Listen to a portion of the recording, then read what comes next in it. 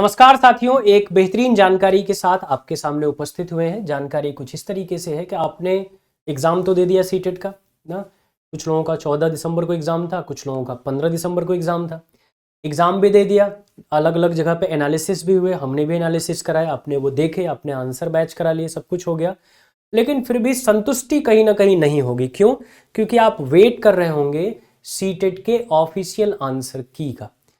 तो आज के सेशन में हम लोग यही बात करने वाले हैं कि सीटेट अपनी आंसर की कब दे रहा है और कब इसका रिजल्ट अनाउंस होने वाला है, आगे की प्रक्रिया कब होगी, कैसे होगी, सारी चीजें आज बात करेंगे।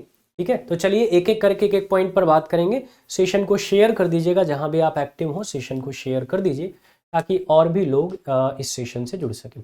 अब अगर हम लास्ट टाइम का देखें, जो जुलाई में एग्जाम हुआ था, तो आप देखेंगे कि लगभग 15 दिन का समय लेकर लगभग 15 दिन का समय लेकर सीटेट ने आंसर की जारी कर दिया था। और आंसर की जारी होने के लगभग 7 से 8 दिन के बाद रिजल्ट भी आ गया था, जो जुलाई 2024 में एग्जाम हुआ था। ठीक है, अगर उस ट्रेंड को हम मान लें कि सीटेट उसी ट्रेंड को फॉलो करेगा, तो कुछ ऐसा ही देखने को मिल जाएगा इस बार। यानी आपने एग्जाम दिया 14 और 15 को, तो 14 और 15 को एग्जाम देने के बाद अब जो डेट समझ में आ रही है कि ऑफिशियल आंसर की आपकी जारी हो जाएगी, वो ऑफिशियल आंसर की 30-31 दिसंबर तक जारी होने की संभावना है ना।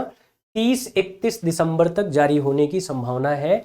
30 से 31 दिसंबर हो सकता है, 30 को ही हो सकता है 31 दिसंबर को आपकी आंसर की जो है वो आप तक पहुंच जाए, जारी हो जाए।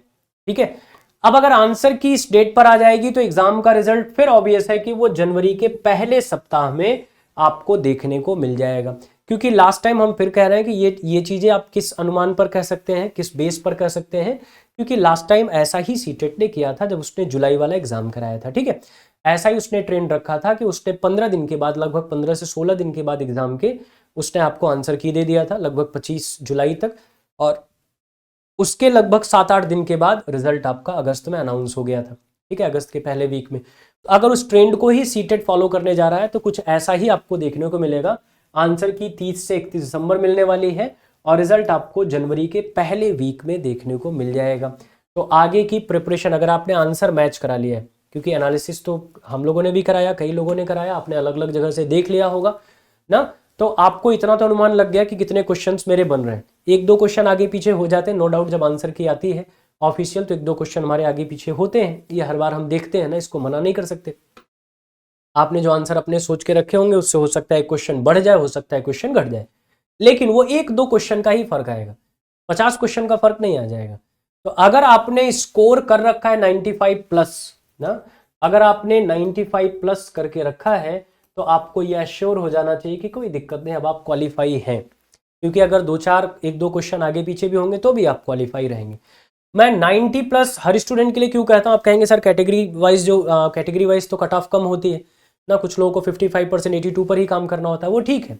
लेकिन दिक्कत यह है कि जैसे अदर स्टेट में आप गए, ठीक है, अदर स्टेट में आप जा रहे हैं अपने स्टेट से बाहर, तो फिर आप जनरल में काउंट होने लगता है, तो फिर आपको 90% स्कोर करना जरूरी हो जाता है। ठीक सॉरी 90 क्वेश्चन करना जरूरी हो जाता है, 60% स्कोर करना जरूरी हो जाता है।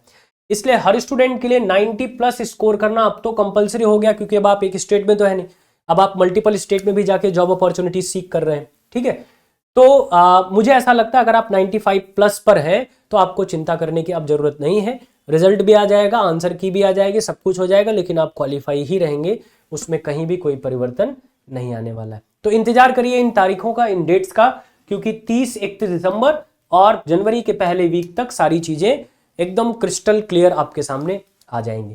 ठीक है, चलिए मिलते हैं फिर। Thank you.